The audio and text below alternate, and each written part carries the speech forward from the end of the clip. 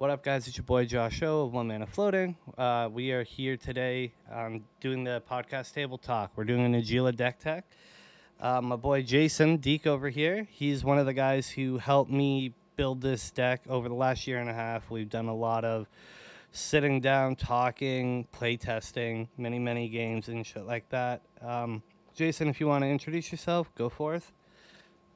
Sure. Yeah. I've been playing cEDH started like in the beginning of the pandemic, and Najeela was the first list I put together. It seemed like it was, pretty close to the top of the format. This was post Flash ban, and yeah, the deck just seemed like a pile of good cards with some warrior synergy at that time. It was still playing like things like Mind Blade, Render, and like Azra Odds Maker and whatnot. So I kind of cut my teeth on the format, learning that deck, and it was good. I learned like what I liked about the deck, what I didn't like about the deck, Yeah. and I've since moved on to other things. I played mostly Riel and some Timna Crom, but um, but yeah, I've played against the deck a lot, and we've done a lot of theory crafting, as you said. So Oh yeah. yeah, So, yeah, like I said, this is a deck tech of my baby, my girl. I've been playing her for about a year and a half now, Najeela. We'll start this off as kind of why I feel she's still relevant in the format today and why you should at least give it a shot. Um, Najeela, the thing about Najeela is there are so many different ways of building her. You can build her really quick, doing the ad-naz approach, just trying to slam down a lot of low CMC cards to get down your breach lines and shit like that real fast. You can do the more mid-rangey approach, is my kind of build. There are some different variations of that you can go down as well. Um, the thing that's great about her is five color good stuff, right? You can't really go wrong. There's pivot points at any given point in time. There are different directions you can take the deck. I like my version right now where the mid range approach. It's a mid rangey approach with some punishing cards that can really affect your opponents in some regards, and there are ways to protect Najeela and stuff like that, and to get some really cool combos and shit. Um, Jason, why do you think that Najeela is still viable in today's current meta, and if so, why do you think people might want to consider giving her a shot? sure. So Najeela is in a lower spot than it has been traditionally. Hmm. Uh, so I believe the rhetoric that like the deck is, dead and whatnot. Like the data isn't great, but there's also not a ton of people really piloting it at this moment. Yeah. Perhaps because I think it's not good enough. But something I've liked is just this idea of like, okay, we like what the deck does. Like it can put pressure on. It's a good fierce and SWAT deck. Like, okay, let's lean into some of the things we could do differently to maybe address some of those weak points. And Hmm. yeah, and the end result is like a pretty viable deck. I couldn't agree more, man. So like let's actually jump into some of the actual key parts of the deck. The win conditions. So with Najila being the cool deck that she is, there are many win lines that you can really do with her. Starting off the rip is just Najila in and of herself is a win con. Just getting in natural Najila beats over a course of time, as long as she ain't getting destroyed and your warriors aren't getting constantly blocked, you just win games. I've had so many just natural Najila wins. Then you pair her with cards like Derevi, Druid's Repository, Grim Hireling. These cards are just one card win combos with Najeela as well. They're fantastic. But then you've got the other cool shit like the Breach and LED with the Brain Freeze. You got the Thoracle Tainted packs. In my brute, you've got the Emil Derevi fucking Bowmaster loops that you can do with the Gaia's Cradle as well and stuff. There are just so many different little lines and stuff like that, at least in my specific build, that I've been enjoying. And I think The cool thing about Najeela, and this is one of the things that I really wanted to bring up, it was the whole. There are some lines in this deck that are transferable lines. Like if you learn the skills in this deck, you can take those exact same skills and use them, because the line is the exact same in another deck. For example, Blue Farm is a perfect one. Some people think that Blue Farm can be a little intimidating because you have the numbers kind of have to like add up, right? Like you have to have enough cards in your graveyard and produce enough mana to be able to do the breach lines and stuff. Whereas this kind of just shows you, like, since it's the exact same breach package as this, as there would be in Blue Farm or any other deck that runs most of the breach packages, those skills are just transferable and shit like that. Do you have anything to include on the win conditions, or anything that you'd like to So talk about quickly about, or yeah, bring so up specifically? I think just to encapsulate here, like, all right, so we have the first being Oracle Tainted Pact. Mm-hmm. Now you're eschewing Consult in this deck due to a few things that we can talk about later, but um, Thoracle being the one dead card, Tainted Pact is good on its own. Mm-hmm. I would run Tainted Pact. It's a good card. Exactly. So we've got one card in Thoracle that we wouldn't run otherwise. And then a breach package is the lean. It's the three cards, and the breach package doesn't super layer, but this is a demonic tutor deck, and sometimes you have a hand that's demonic tutor breach, and that's just the line you go for. Exactly. So that Josh already said the natural Najeela, and then he mentioned the one card combos with the infinite Najeela. And then as we get into some of the spice later on, I won't steal the thunder on that, but there's some others in this deck, which is Oh, hell pretty yeah. cool. Yeah, most definitely. So let's jump into some of the key card synergies, interactions, shit like that. So we got our combo enablers. So I guess let's actually kind of break down what Najeela's whole point is, right? So the whole point initially with Najeela is to, like, when you're sitting down at a table, one of the goals that you're looking for initially when you're getting your hand set up, and if you guys ever get a chance, read the primer I've written up for this deck. It took me a little bit, and I think I did a pretty decent job at it. But one of the things that you're looking for in your mulligans is, how fast can I get Najeela out, and after that, do I have a game plan? So typically what you're looking for is like turn 1, turn 2 at absolute latest Najeela, with something to either develop you value in the form of like a breach or something like that, or a tutor of some form, like DT, Diabolic Intent, anything like that, just so that way you have a direction as to where you're going. Some of the key combo enablers or things to get Najeela out fast, like the quick ones are Birds of Paradise, like all of the dorks, right? Delighted Halfling, High Arcs, Ragavans, your Tinder Walls, shit like that. But then we got the combo enablers, and I'll even call them like pseudo combo enablers, like cool cards to pair with Najeela specifically. You've got your Synergy. Yeah, exactly, synergy cards. We'll start there. We got the Samut Vizier of Noctimum or whatever. That card is so good with Najeela. It's in most cases, I think it's a better version of Rhystic Study in this deck, just because it doesn't take a whole lot and you're drawing 7 cards. Most of the time you throw down a Rhystic, people are paying that one almost always, especially if you've got some really responsible players at the pod. Another really cool synergistic card in this deck specifically is Chatterfang. A lot of people keep missing the fact that when Chatterfang is on board, his squirrels come in tapped and attacking as well as Najeela's warriors. So you're getting in twice the amount of damage now, right? So you're not just getting your warriors. Plus, Chatterfang is a warrior. He's also he synergizes well with Nadu in some ways, because if you're really in a pinch and you need a couple pings, you got her right there. Then Derevi, obviously, like I mentioned before, Hireling.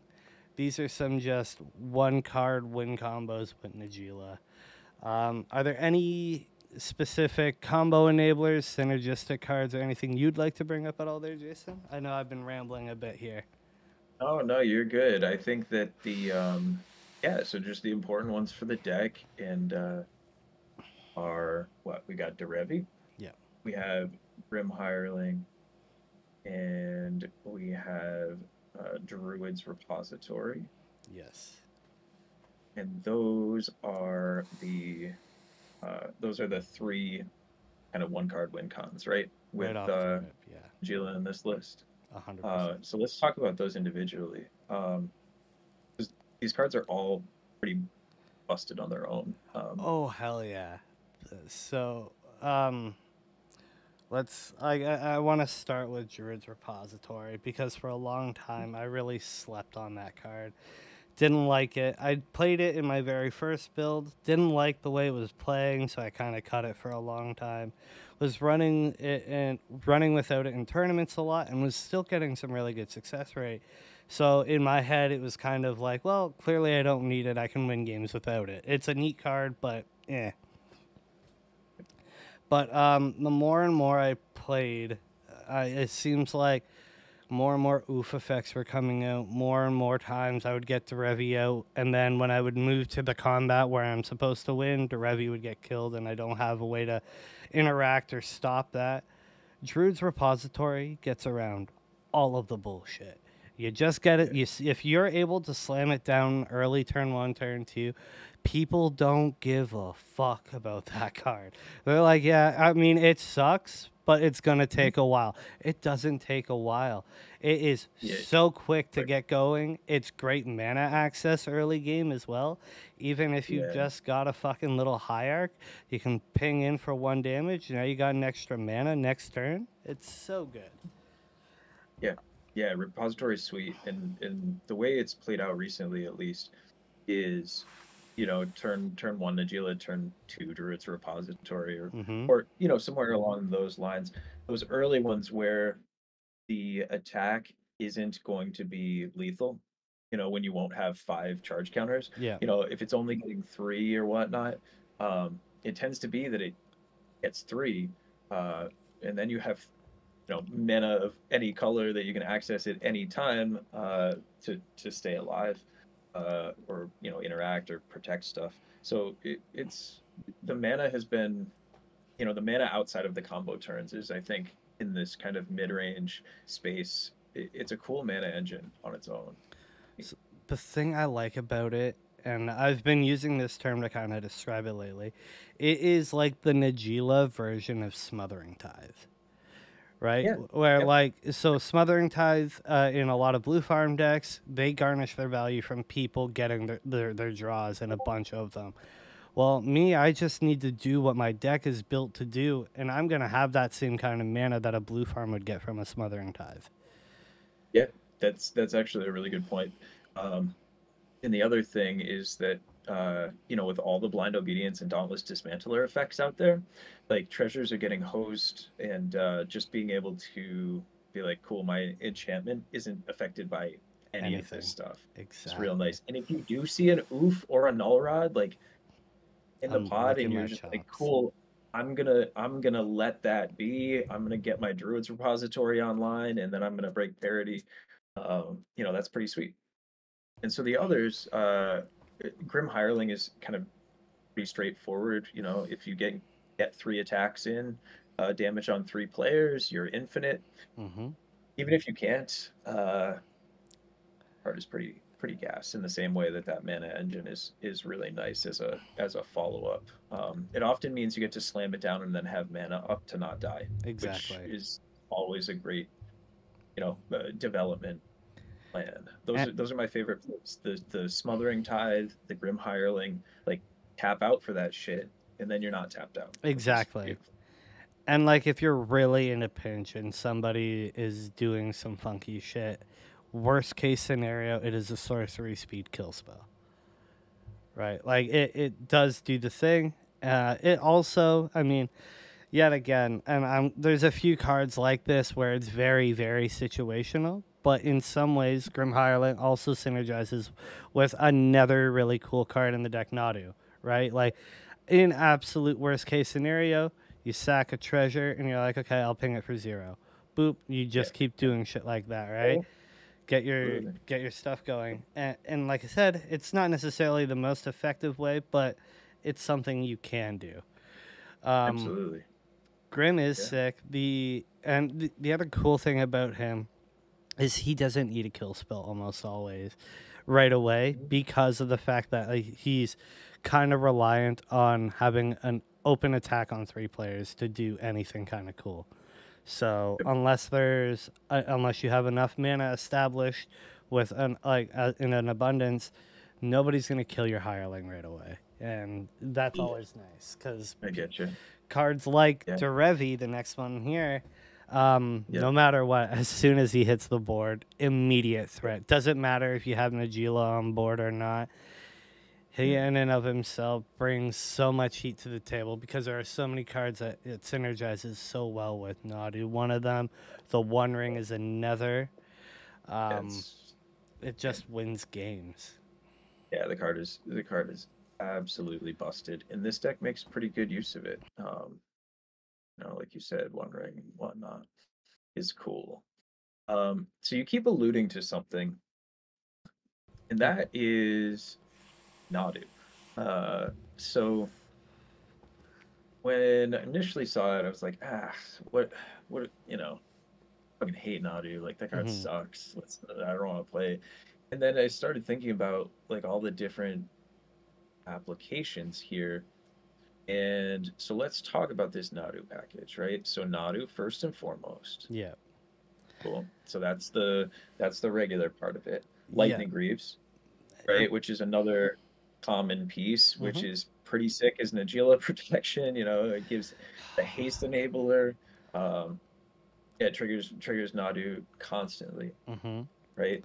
The other two you mentioned and these are both for just 1 black mana, Catterfang, because you can sacrifice 0 squirrels to target, right? So Correct. 1 black mana with Catterfang, 1 black mana with Grim Hireling. You can sack 0 treasures and target for 0. Yep.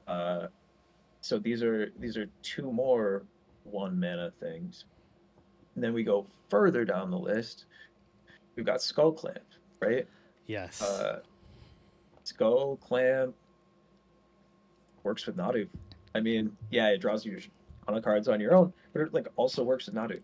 1 mana, move it around. And then the last one, I think the biggest piece of spice in this list is the card Reconnaissance. So may I read this card, Josh? You may go for it. Please do. It's fantastic. Reconnaissance is an enchantment for 1 white. It has an activated ability for 0. Remove target attacking creature you control from combat and untap it. So let's talk about this with Nadu, and then we can talk about some of the corner case things. So Reconnaissance. With Nadu out, you go to combat.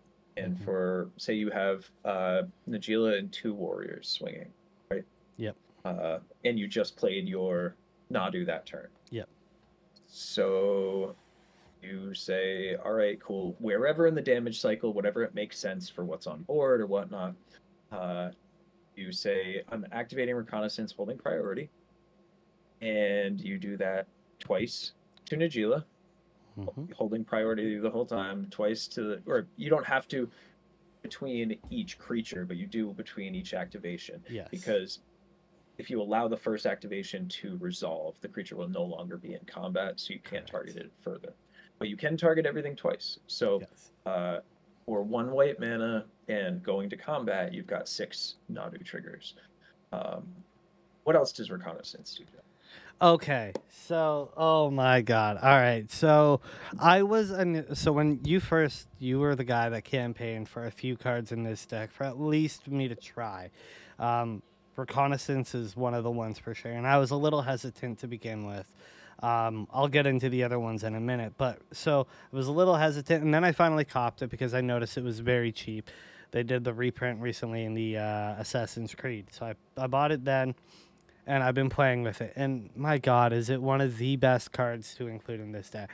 Because here's the thing, man. At the end of the day, the one worry about being a Najeela pilot is if there isn't a direct attack that you can get through with Najeela, you know she's going to eat a block. Well, the good thing about this deck, or the good thing about combat specifically, is it's broken into several different phases. So you get to declare your attackers. You make your guys with the Najeela swings. Then after blockers are declared, before damage is done, you can untap the Najeela, keeping her alive while still being able to swing with these guys. It is like lightning greaves in some ways because now I can just swing Najeela willy-nilly, never have to worry about it. But then after all is said and done, after you're done getting your damage in, when you're getting to the end of combat, before end of combat, you activate your fucking reconnaissance again, and now it's like pseudo-vigilance. Now your warriors are also untapped, which means you have more blockers, so you're not going to be taking that chump fucking damage that you're normally used to taking because you're constantly tapped out. Yeah, sometimes you can't swing out, right? Because you'll die on a crackback or whatever. You know, small cases. And for those of you that are like, reconnaissance is not a cEDH card, that is close to true. These cards, Dolmen Gate, reconnaissance, these are cards that have kind of skirted the edges of lists for years, right? You know, there were some old like Najeela lists playing these kinds of effects. The reason it's good in this deck is it's another way to trigger Nadu. So Yeah. Josh was saying, okay, the issue that I'm having is that, like, I don't have open attacks often, right? And you know, I can't just fill my deck with removal spells to try to get through with Najeela. Like, that's not good enough. And so with the inclusion of Nadu, this card becomes pretty cool because it works in, you know, a couple different layers. Exactly. The coolest thing about it is with Nadu, you get to kind of ramp into your Najeela activations. And so what I mean by this is you go to combat, right? You only have, you know, 2-3 mana available. You're not going to be able to activate Najeela. Nadu in the middle of combat gives you triggers in which you can hit those untapped lands to then be able to activate Najeela While still for being another in combat. and none of your stuff can die in any of those combats because you have a reconnaissance and you just won the game from, you know, from a position that you couldn't before. And so it just kind of gets you over the hump in a lot of spots. 1000%. It's good at helping you turn the corner. It's horrendous when you're behind. It's awful. It's completely dead. But you are playing a high enough density of these things. Like you have a lot of like kind of must deal with things, and you know that's part of the idea of this like mid-rangey list. You're playing a lot of 3-drops. You're playing a lot of good 3-drops that are just cards that kind of need to be answered, or they start to take over the game. Exactly. Opposition Agent is a great example of just a decent 3-drop just to include. I've noticed a lot of decks, especially in the Najeela space, have been kind of off the opposition Bowmaster train. Even Draneth Magistrate, I feel like these are 3 cards in this specific deck that have won me too many games to just not run anymore. Opposition Agent being able to shut down the tutors, stopping decks like cEDH dead in their tracks is super advantageous for me. Draneth, a turn 1 Draneth, doesn't matter what deck you are, really fucking sucks. Bowmasters, with the amount of draws, these are just cards that I've always felt have belonged in this deck, and I understand a lot of people are kind of wearing off of them. I just, from my play style and my pattern and the way I've played and in the group we play with, these cards are just money, and I've always gonna run out. In this meta for sure. There's like, and you know, to everyone cutting, you know, oppos and bowmasters and just kind of these like generic good card things that don't actually like win you the game with one of your plans, right? It doesn't help this plan, doesn't help that plan. Like, let's just win the game. That's that's cool. Cut those cards. I would cut those cards. I don't play those cards in I like well Bowmaster, but like I don't play Drannith, I don't play opposition in Dahada, right? Like Mm, I'm not trying to mess with this game state. I'm just trying to win. And here where you've slowed down a bit, you're like, okay, we're gonna do Nadu stuff. No, we're gonna do this, we're gonna do that. We actually have like a mid-game plan. mm-hmm. Um, they make some sense. Exactly. I do agree. Um, Yeah. so let's also There's like there's a enchantment. pardon. I don't. Do you want to talk about the other enchantment? Is this a decent Yeah, spot of since we're talking course. Yeah, sure. So game mid-range yeah, stuff? and the synergies and whatnot. So the other card, the card that Jason initially brought up to me, so it was the two of them. It was reconnaissance and this card right here, aura shards. When he brought these two up to me, aura shards, immediately I'm like, that is definitely one of the ones. Because one of the issues that you find sometimes in Najeela is you'll get hated out of the game, but somebody like a Blue Farm or a Kinnan get to kind of run their value engines like all day and nobody will interact or interrupt them. Or because typically 9 times out of 10, they're the guys that are doing the interaction and interrupting, right? So Aura Shards just felt like the perfect card to be like the D-value engine, right? So you're taking away everybody else's value while you're just getting your beats in, and you're not really. It's not taking away from your game plan. You're still doing your shit. Your combats with Najeela, making your warriors. Upon them hitting the battlefield, now you're pinging all of these rocks. They're smothering tides, the wrist sticks. I've pinged a few fishes because, they have a bunch of mana open, or they have a bunch of mana coming on their next turn. You know it's going to stick around for a while. Blow it up. Yep. Yep. Aura shards. Even treasures, right? Yeah, Like exactly. like treasures and stuff. Oftentimes like decks like kind of like Dargo decks or a Dahada, like some of these decks that usually take like a setup turn, early on, really don't want to see you curving into an aura shards on 2 or even on 3. Mm-hmm. It kind of just sets back, immediately sets back whoever's like the threat to you. um, you know a lot of times like you take out a crypt and an arcane signet and someone's like, shh, I can't cast any of my cards. Yeah, I'm like out of this game now. The other good thing about Aura Shards, what it provides, is a politicking point, right? Because 9 times out of 10, at least from my experience, nobody wants to talk to the 5-color good stuff deck, right? Nobody ever wants to listen to you. Nobody wants to ever cut deals with you. Throwing down one of these, everybody's willing to listen to you. At the very least, humor what you're saying, right? So this is also something like that. I've seen Aura Shards, Skull Clamp, and Nadu draw so much interaction. That's just the pods that I've been in with you. Mm-hmm. But a lot of those games you end up winning due to just the fact that, again, you have lots of these cards that are really problematic if they resolve. Most of these cards, like if you survive a turn cycle and untap with them, like you have a very good chance to win the game. Exactly. Aura Shards is one of those, right? You're playing Ring, you're playing Skull Clamp, you're playing Nadu, you're playing all of these kind of like grind engines that, one of the issues I had when I was playing Najeela, I loved to draw cards and the deck just didn't draw cards. Like maybe like doing Toski stuff or whatnot, but like, yeah, you had your Heuristic Study and your fish and whatnot, but like I love this like Simit, Nadu, like the mana engines, the card engines, like this deck can grind, and if Najeela gets removed twice, you don't lose the game, like by any means. You still have Breach, like you can turn the corner in a lot of ways that include Nadu, include Najeela, and don't. I've won several games with this recent build with a Najeela cast of 9 or more. And that is just how it is.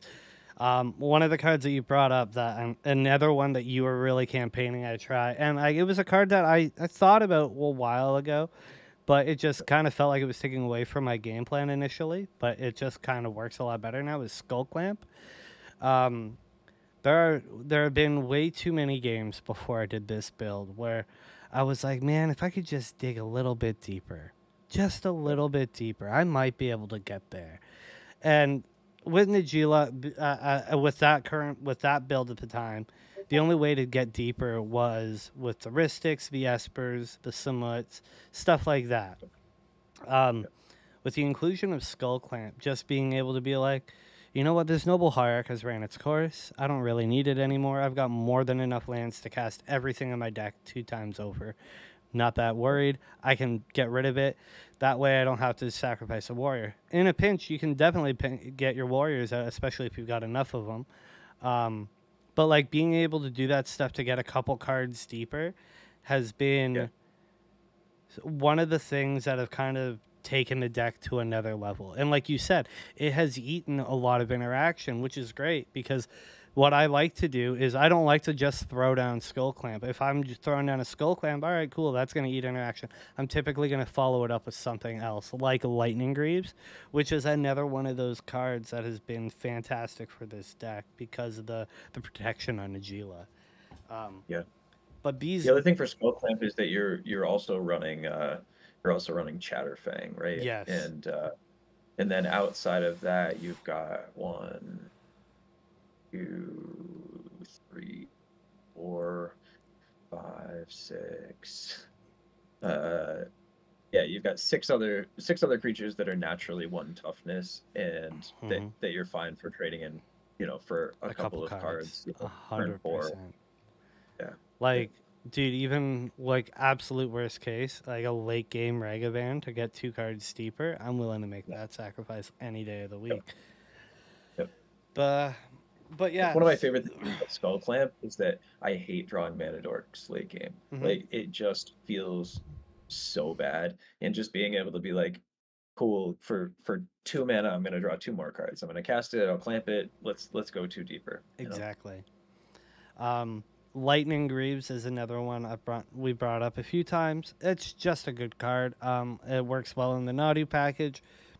I've seen way back when. I remember laughing about it because in the Najeela Discord, when Bowmaster was announced, the Najeela Discord was kind of frantic, and a couple of the cards that they were initially thinking about adding was Lightning Greaves and Spellskite.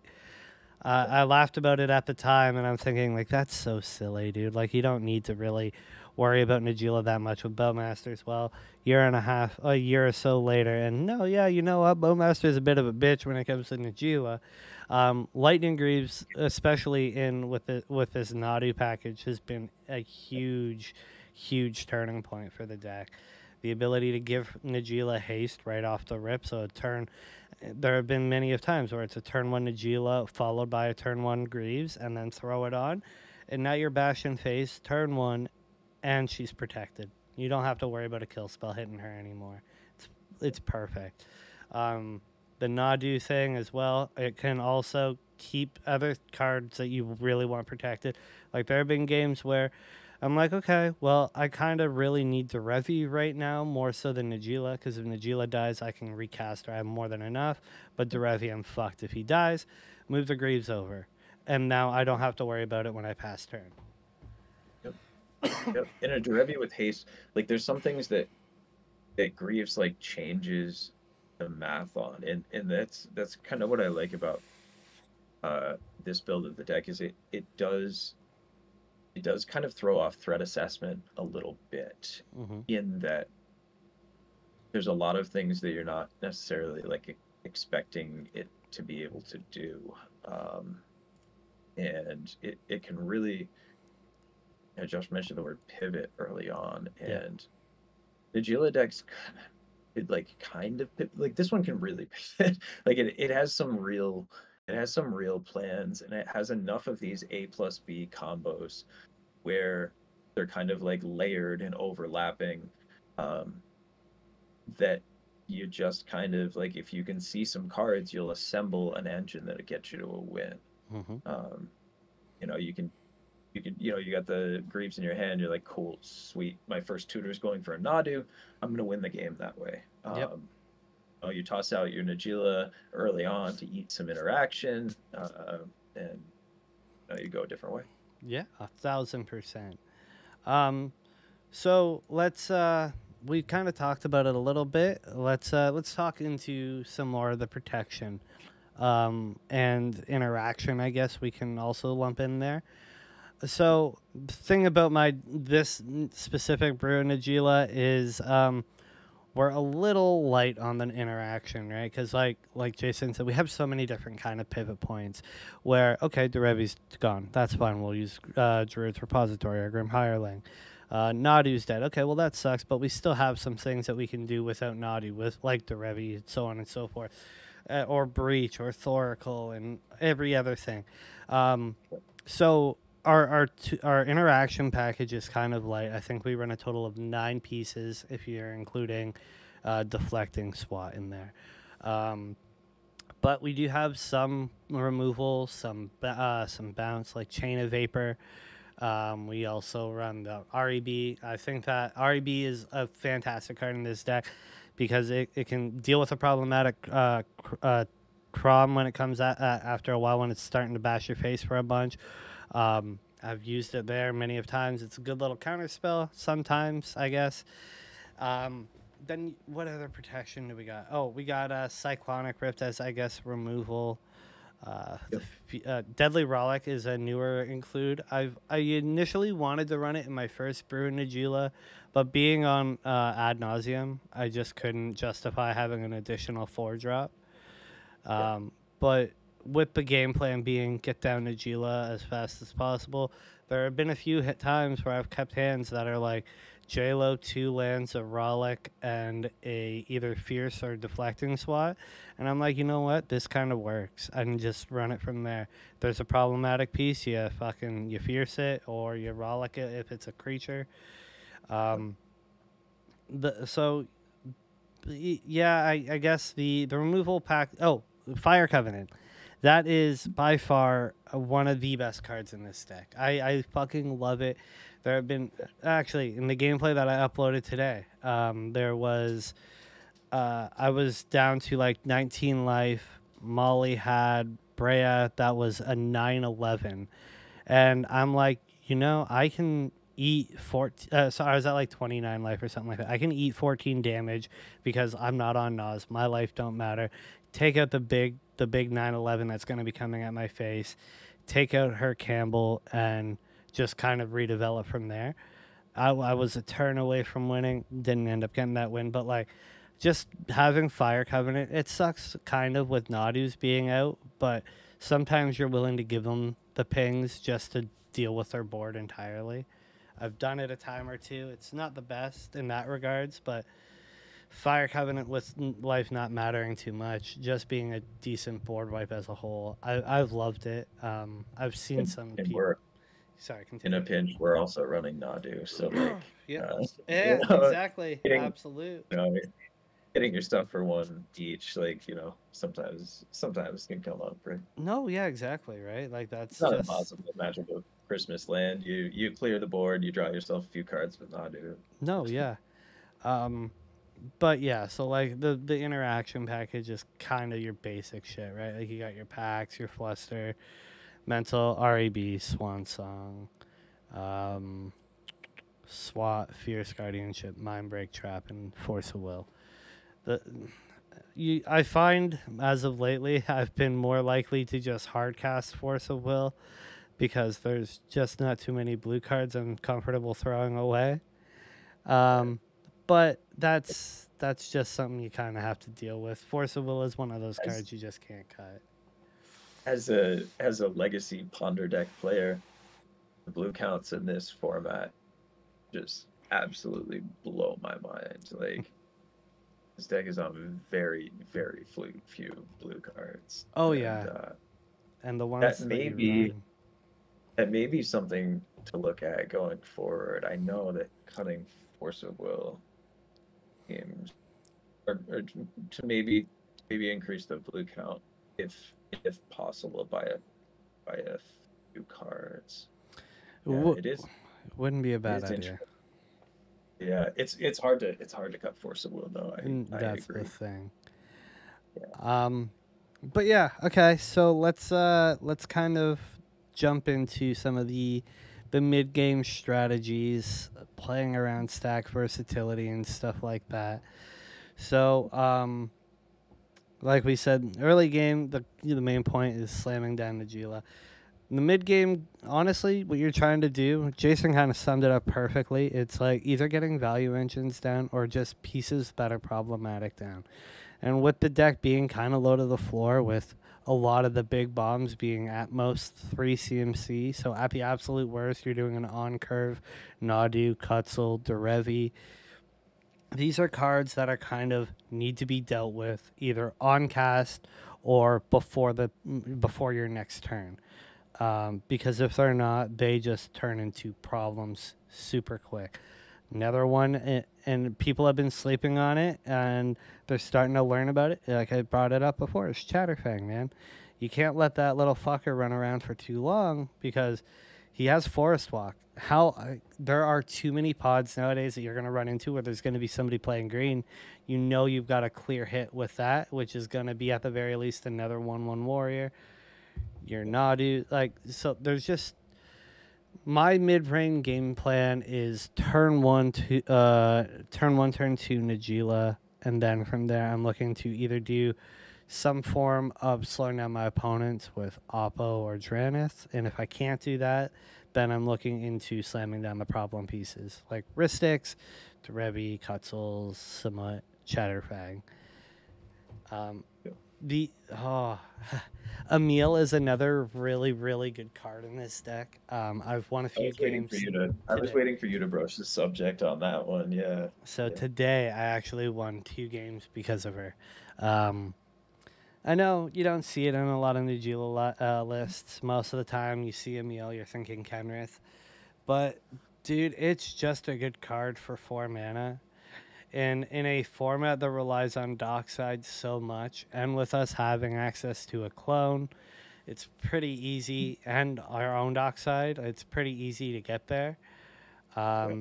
Emil also can reset your Nadu, which is nice. There's been a time or two where I've had Nadu and Emil out, but I didn't have enough to. I didn't have treasures or anything to win. But I was able to tap my mana vault to flicker my Nadu to reset it and throw my Greaves around a couple more times to try and get there.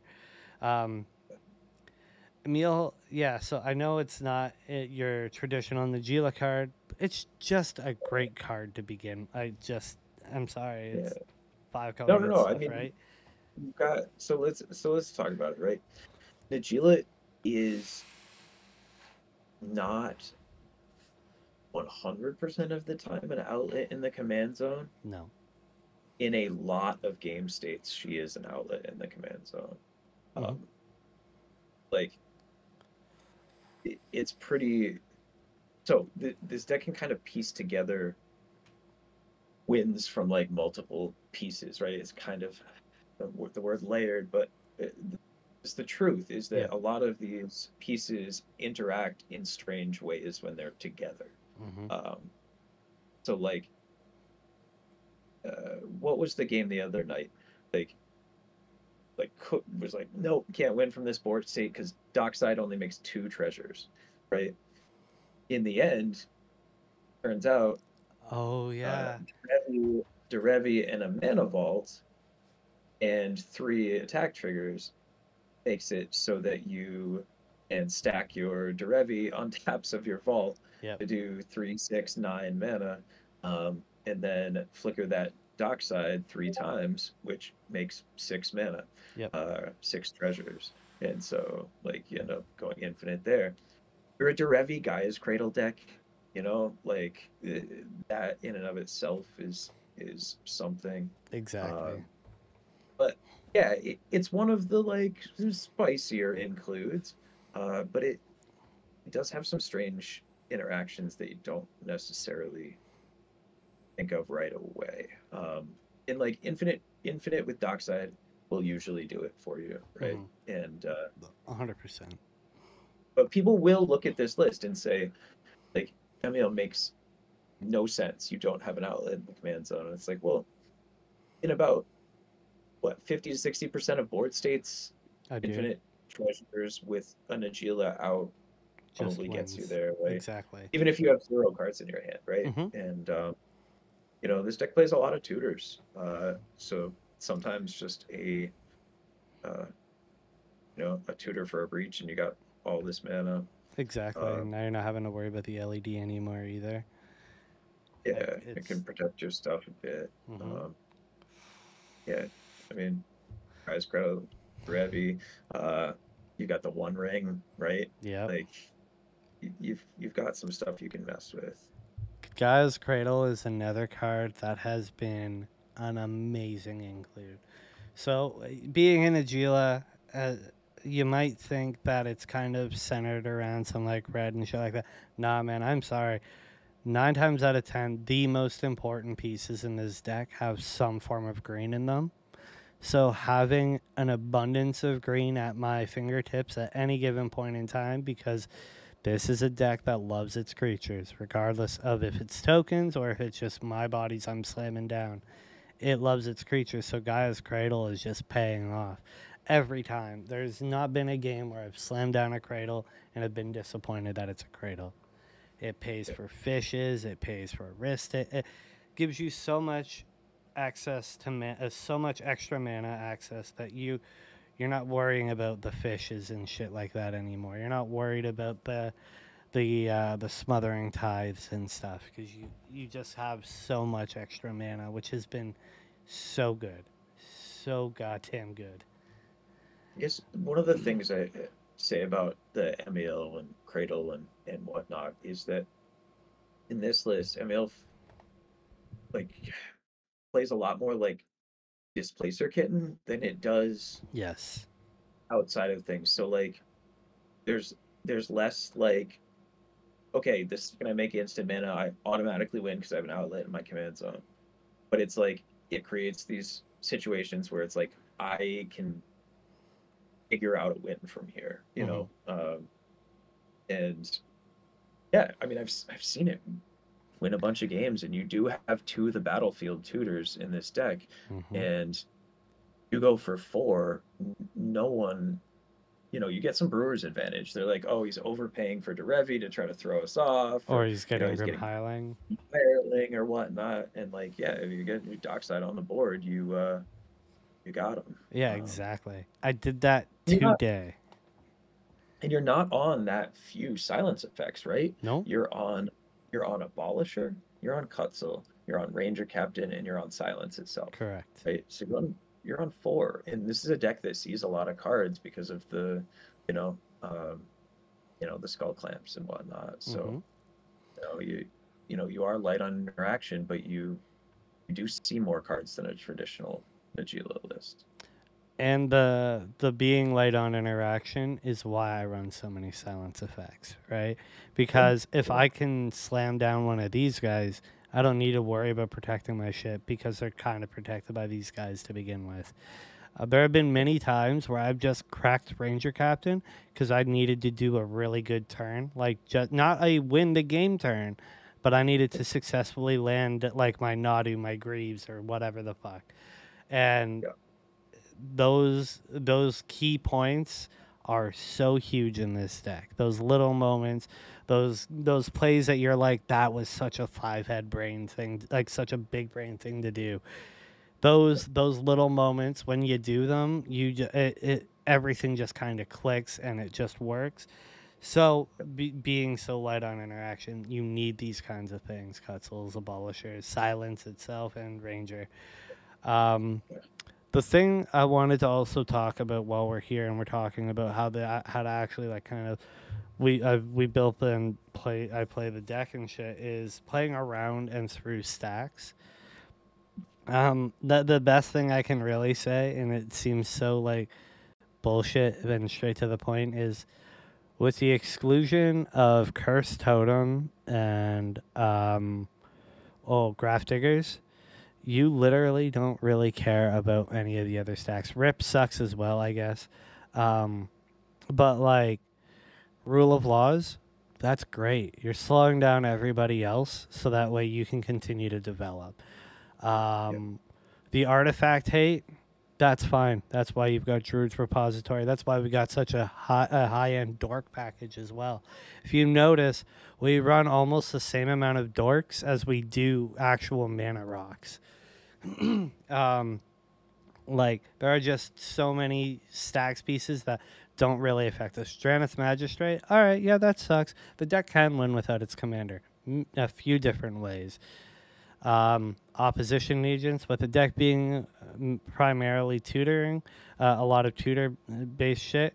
That one does kind of hurt sometimes, but most of the time you're able to survive and outlast the oppo and wait for somebody else to remove it. At least that's always been my experience from it. Yeah. I know you. Yeah, I was gonna say that Yeah, I the was gonna nice say you thing, want to hop in. yeah, the nice thing here is that oh, I just noticed you have a Leaf shirt on. Shit, you got the Bruin shirt with a Leaf shirt. It's all good. Your future looks brighter than ours, I'll tell you that much. Um, we had our time. Uh, so got dude, I just completely lost my Oh train no, of you're thought. good. So we were talking about the playing Oh, around Texas. stacks and stuff. Yeah, yeah. Yeah. Sorry, No, I you're got totally hockey mode fine. there for a second. Just going down the rabbit hole of prospects in my head here. Magic cards, magic cards. Um, Yeah, so playing around stacks and playing through so stacks. stacks, man. Yeah, so the really neat part about this list specifically is that uh, almost every stacks piece is fine with you, and you can still play the game. And what I mean by that is, again, we go back to this same thing, right? The things we've got that traditional Najeela decks don't are uh, Shatterfang, which is great under stacks. Mm-hmm. You know, second Najeela, so to speak, Yep. it is pretty good at running that clock. We've got a Nadu, which like a lot of times people throw you throw a Dauntless Dismantler down, and if you can resolve a Curse Totem, like okay, you're feeling pretty good against the Najeela deck. Yeah. Uh, until they just like slam Nadu, and then nothing you did matters Mm-hmm. at all, and you can just Nadu win through both of those. Oh yeah. Nadu win until you find either maybe removal for one, or you just you Thoracle. Um, yeah, it's cool, and the reason that the creature tutors are so powerful is because you do have almost everything you can do in the game of Magic in your creature package. Yes. So you have the silence, you have the Nadu that value engines through like every stacks piece. You can get a mana engine, you can get immediate removal, you can get repeated removal, you can get a Thoracle if you want to draw cards. Nadu, you can get Salmon. Mm-hmm. You can get your silence effect. Like you can get your Dockside is still a good card in this deck. Exactly. Your creature tutors are pretty strong, and with your creature tutors and your creature package being the way it is, you can kind of play through whatever stacks there is. And like at the end of the day, like Grafdigger's Cage, yeah, it shuts off Breach and it shuts off your to the battlefield tutors, but it doesn't stop you from winning the game any way, shape, or form. Like you And it can still tutor. only, yeah, exactly. That's what I was about to say. Is it turns off 2 of the tutors in the deck. You've still got access to all of your great black tutors. You've still got access to your worldly. Plus, like with the worldly, the enlighten, and the imp and vamp, like you also have a deep enough card draw package that the tops sometimes doesn't even, most of the time don't even matter because you're drawing that anyway, right? So Yeah, it's been, yeah, I love it. yeah. Sorry, In continue. clamp really, because Oh you're yeah. looking at this deck, right? And it's like most of the plans are creature plans. So a lot of times you're saving your interaction for either things that kill you or blow up your board, right? Mhm. Um, the cool thing is you get to kind of hedge your board. You have Skull Clamp in your deck, Yep. and you can if things are looking like okay, they're gonna 3v1 me, like someone's gonna find a toxic deluge, or they're gonna draw this Rhystic Study player a million cards. They're gonna find a Psych Rift or whatnot. You can just say like, cool, 3 of my warriors can go away, and I'll draw 6 cards. Yep. And Exactly. like we don't usually hedge in cEDH, right? That's like a 60 card thing of like, oh, let's not overextend into the wrath. But Yep. like that's a real concern for you. And 100%.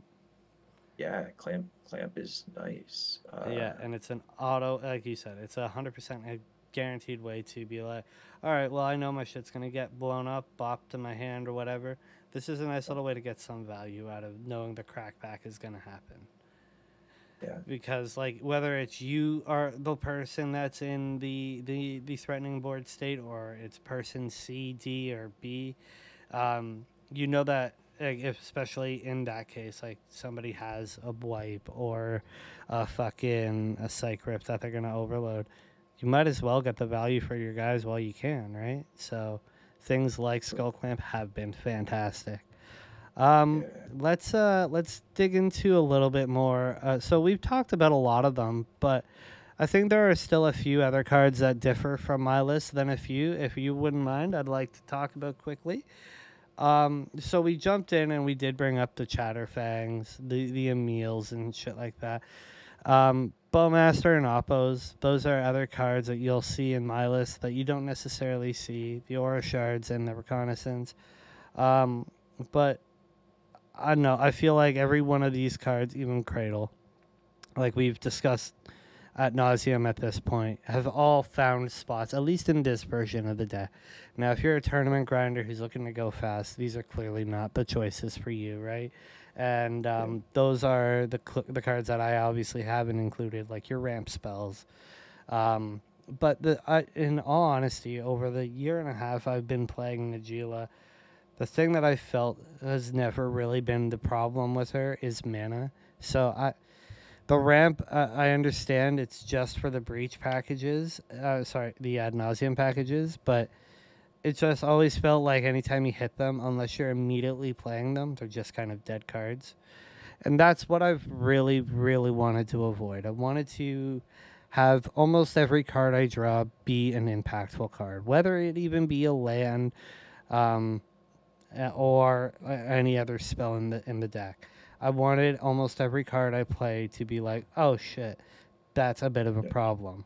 And I'm really pleased with how we've gotten it down to that. Are there any cards that you're kind of, when you look at this list, you're in your typical Najeela lists, you don't see that you think might benefit the deck, or you could give a good enough reason as to why it's not in the deck? Um, as far as sorry, can you restate that So yeah, question? looking at my list, are there any Yep. cards that you're a little bit like, well, this isn't in the Najeela list, and this is a traditional Najeela card. Why or why not? Oh, Um, got you. Like stuff that you're not playing that you yes, should. exactly. Like cards that you wouldn't see that you see in a traditional list that I'm not. If you, because I'm drawing a blank on like the cards that I don't run because I'm not running them. Sure. I think the real difference here is that you are playing the traditional Najeela cards. You are cutting like the ad nause package. You're cutting some rocks, right? Like, Yeah, Mox Opal or a 2 mana rock or whatnot. And you've gone kind of harder on these mid curve, uh, these really really impactful 3 drops that like this card is going to take over the game. This card is going to take over the game. This one, this one, this one. Aura Shards is not a card that can stay on the battlefield and let people play Magic. Like it has to be answered, It's a and nuisance. you do have to be a little bit careful with some of these, right? Like if you've got a Bear Najeela, no protection whatsoever, uh, you know, got a white mana up here, a black mana up there, like casting aura shards and just saying like, hey, kill my Najeela or you guys don't get to play the game and be sketch. Oh, So 100%. you really do have to kind of be careful how you deploy things.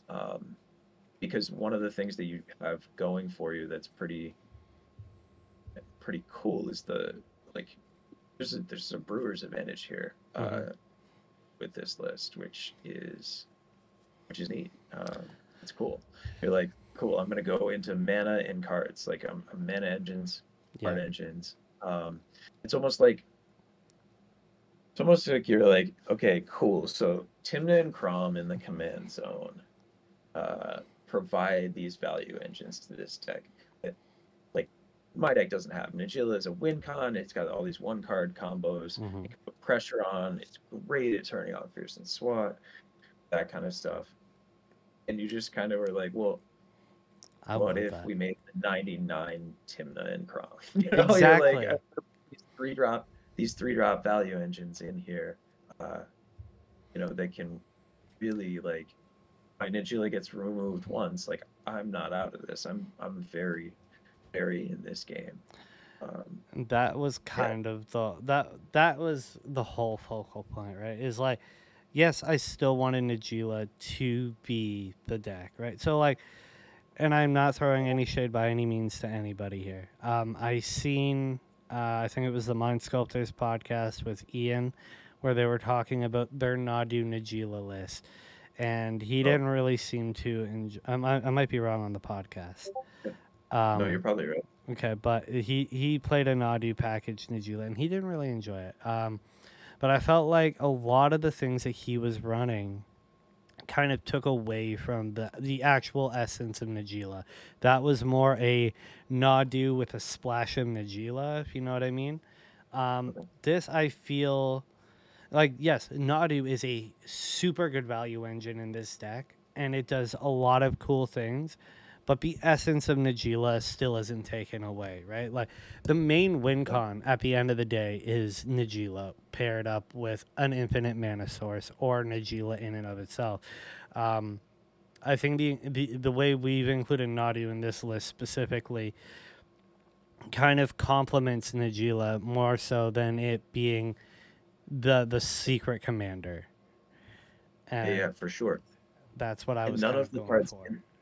and that's why I'm cool with this list. Usually, I see lists that are like this, and they're like, this is kind of gimmicky, or you know what I mean. There'd be like a Hermit Druid package thrown in with no like, you know what I mean, nothing that really plays to it, or it'll be kind of this layered combo deck, but all the combos are kind of bad.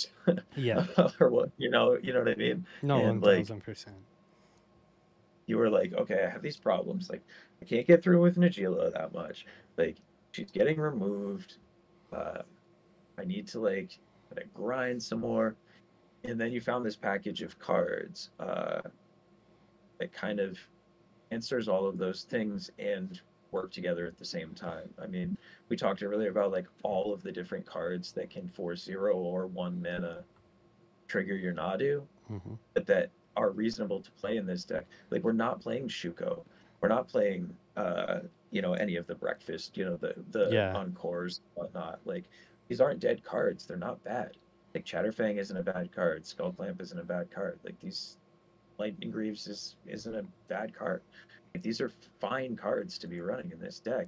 They also just happen to win the game with Nadu. Exactly.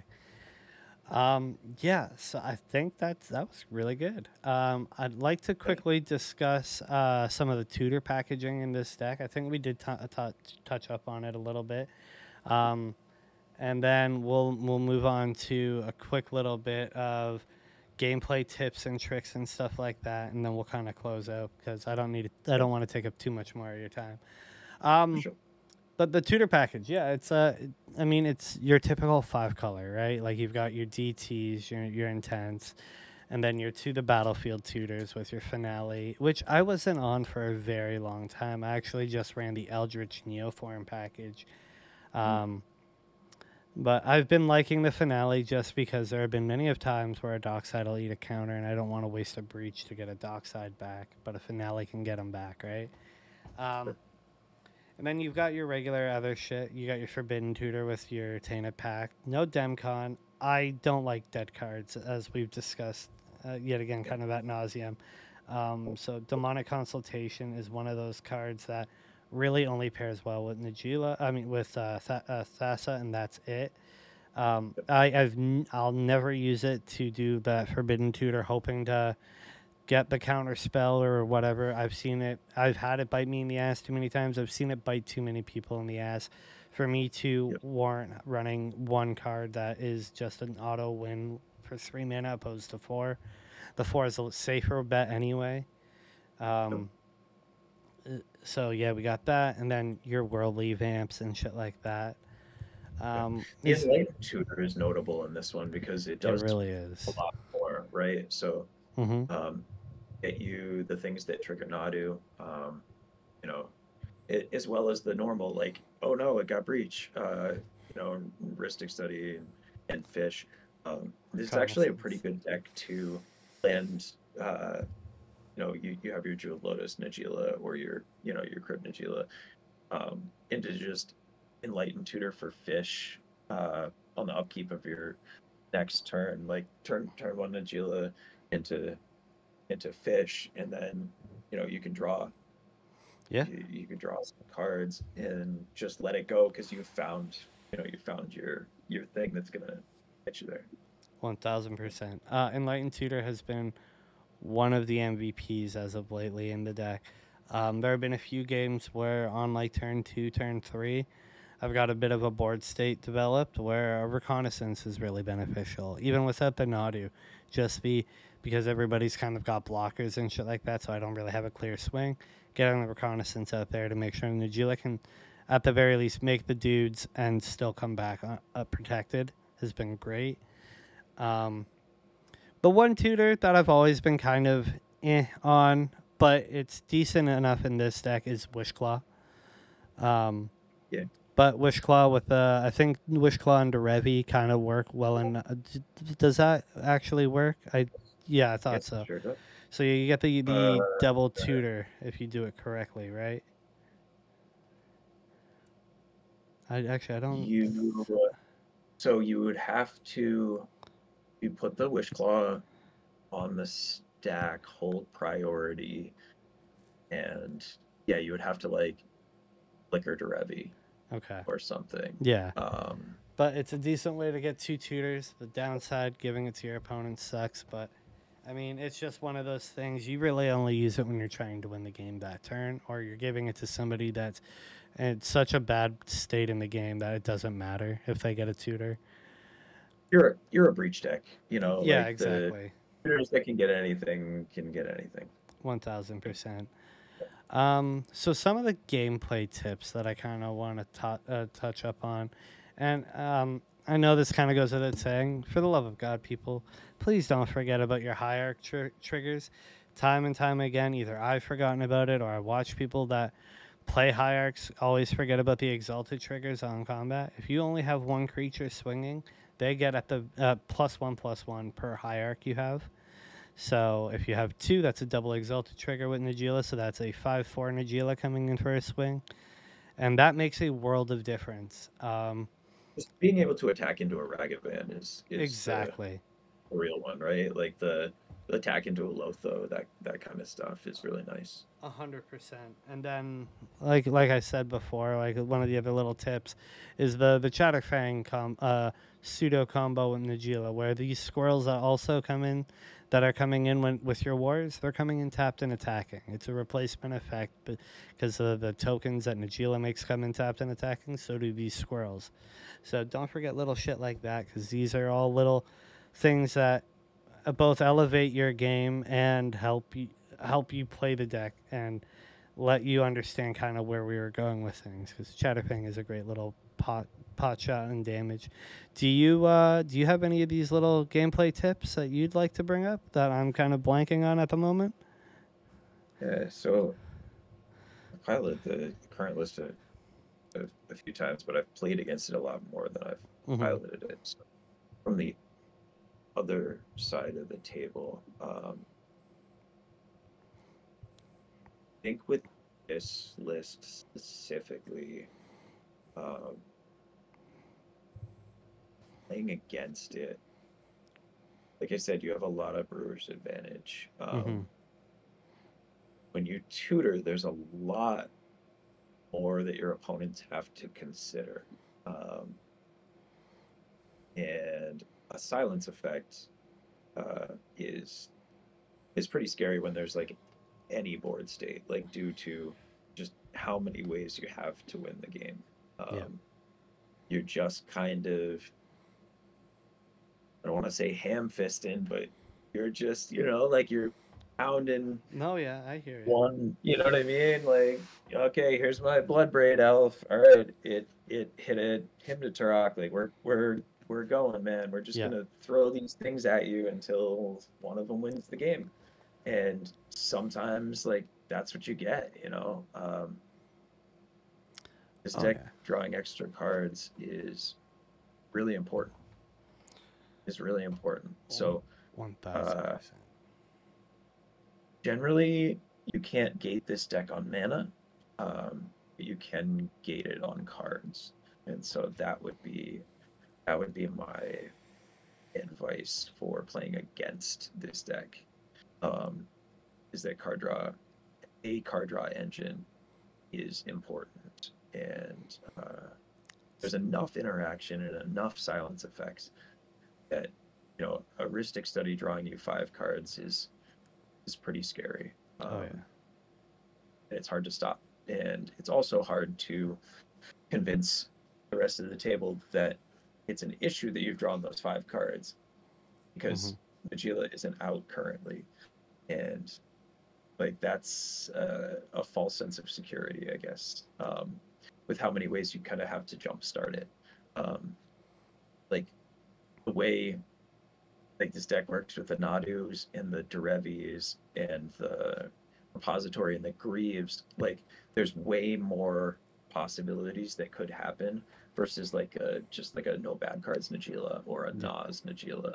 Like it's a lot less telegraphed, I guess, is the No, yeah, 1,000%. Uh, it's an onion deck, right? This bitch has layers, right? It's like an ogre. Okay, it's goddamn Shrek. It's got like there are just so many, and like you brought this up a few times, where like in like without even really realizing it, so many cards just kind of overlap with each other so well in this deck, specifically that it just works, man. I don't know how else to describe it. yeah. Fucking dude, if you got a chance, play test it on Moxfield. It's gonna take a little bit. I know, like Jason, I think you played what 5, 6, 3, 4, 5 games with the deck. You got at least a win or two with it, right? Yeah, for sure. Like Yep. it's been. Sorry, Had wins in 2 out of the. I had wins in 2 out of the 3. I only ended up winning one because I inadvertently lied to the table because I didn't think I could get there with the Derevi, the Emil, and the Dockside, and then I realized, yeah, the math worked out. But so I didn't win there, but I could have, I guess, is the answer. But but it felt a little disjointed, to be honest. Like opening hands were like, and that's the way Najeela has always felt to me. This one is a little better because the pieces kind of interlock a bit. So it's like, okay, I got this center BG piece and this mana engine. Cool. I need to find this other piece to like really turn the corner in this game. But yeah, there's. So It's not a boring Najeela deck to play. It's definitely there's not. a lot of boring Najeela decks to play. This is not one of them. Yeah. So the one thing I do have to admit is mulliganing is crucial. There have been many of games where I'm mulling down to 4 and 5, and like those tough mull games just happen. But like like I said, man, the game plan is what it always is with Najeela. You just have to, you're tutoring for turn one, turn two Najeela, and then something else, a game plan leading up after the Najeela. You need something, whether it's a tutor, a value engine, another decent creature to throw on the board. It's kind of Yep. the biggest. Those are the biggest things, and Yep. when you're mulling to 4 and 5, the best thing to do is most sometimes, man, is even if it takes 2 cards out of the 4, getting Najeela out is still just a win con, man. There have been many. I won a game today on a mull to 4, where it was 2 lands, a Mox Diamond, and an Esper Sentinel, and I still won that game just because just being able to get Najeela down on turn 2 because I drew into the land on my turn 1, just was all you really need, man. You get that down, you get the Esper, you go forward, you just slowly grind it out, and that's kind of what this deck excels at, is those games that go beyond turn 3, turn 4. I don't know if you've picked up on this, but our meta has kind of shifted more back to the turbo mindset. Yeah. So Getting quicker. Yep. that's why the things like Dranith and Avo I felt have been really helpful in kind of nipping those guys in the butt. Yep. And if that becomes the case even further, like it may be worth, cutting say crop rotation and something else for like some Some earlier more interaction. disruption. Yeah, exactly. Like a Dauntless Dismantler and another counterspell or something. You know what I mean? Yep. But you can make those tweaks as it goes. 1000%. And the thing about this deck is, like, this is my tried and true, man. I've been playing it for a year and a half. This isn't just a guy who's talking to you who has a couple hundred games in the deck. I don't mean to like overhype myself or anything. I swear to God, if it's not, it's damn near close to 1,000 games with the deck. Over the last year and a half, grinding it out, changing tweaks. This has been the only deck I've really played in the last year and a half. I've tried a few here and there, but this is it, man. In my opinion, there's no better deck in the format. I understand it's kind of at a lesser stand on the tiers where it used to be. I know it was an S tier. I'd probably still say it's low S, but if you want to call it A or B, that's fine. I feel like if you're doing a list similar to this one, or even this one in and of itself, and you take it to a tournament, I think you'll get some success. I don't know if you'll necessarily top 4, but at the very least top 16, especially if you're a good enough pilot. Yeah, it's a cool deck. Yeah, and the reason I agreed to come on is because I believe in, maybe less in. I believe in if you have a deck and you like it and it's feeling not viable anymore, like cut everything, cut down to like 70 cards. That's the core of the deck, and then rebuild it for like, okay, what are my problems and what am I going to try to exploit? Just do it. See what you come up with. Like, exactly. This is what Josh came up with, and like it's pretty cool. You can have fun with the old toys if you strip them down and build them back for the situation you're in. Exactly. And the cool thing is like you said, it's only about 20 cards different, maybe 25, than a regular list. So it's not that much to just swap it back to a more turbo build or another build that you're looking to do. All of the key pieces in the deck are still here. These are just some added Josh and Jason flavorings. And I haven't brought it up yet, and I feel bad. My homie Ruckus has also helped put in a lot of time with this deck. Him and Jason are the two guys when it comes to building this deck, and when I need critiquing and when I need other additional eyes. These are the two guys that I would always go to, be like, what do we think about this? How do we feel about that? And just constantly bouncing ideas off of the two. Forgot to mention Yurok at the beginning of the video. I'm sorry, I'm giving you your love now. But yeah, like without both of these guys, these are two of the guys that I play the most Magic with. period. They have seen this deck do its thing. They have seen it when it stumbles, and that's why Jason and I have had many of conversations. When I was really burnt out of the game, I took about a month and a half, 2 month hiatus from really playing, and it was just because Najeela didn't run in the format the way I wanted her to, and it was long conversations and figuring out potential cuts and things like that. I talked to him about where my hardships were and what I liked about the deck and what I felt might need to be changed. And here it is. This is the baby that we've come up with, and I've got about 50 to 100 games with it, and have loved every second of it. Yeah, it's fun. Horror Shards is super fun card. I don't know if anyone's ever played it, but find a deck to play it in. Please, it's so good.